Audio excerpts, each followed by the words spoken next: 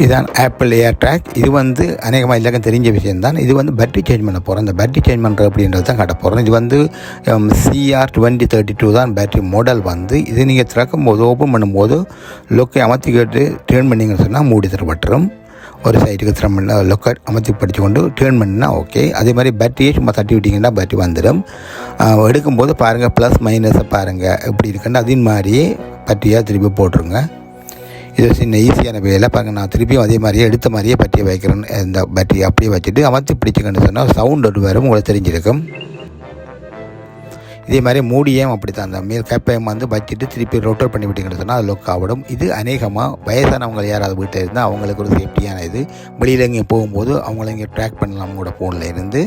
ஒன்று ரெண்டாவது அனிமல்ஸ் இருந்தாலும் அதுக்கும் இது உதவியாக இருக்கும். சரி, இதை பற்றி நீங்கள் என்ன நினைக்கிறீங்கன்னு மறக்காம குமரில் போடுங்க.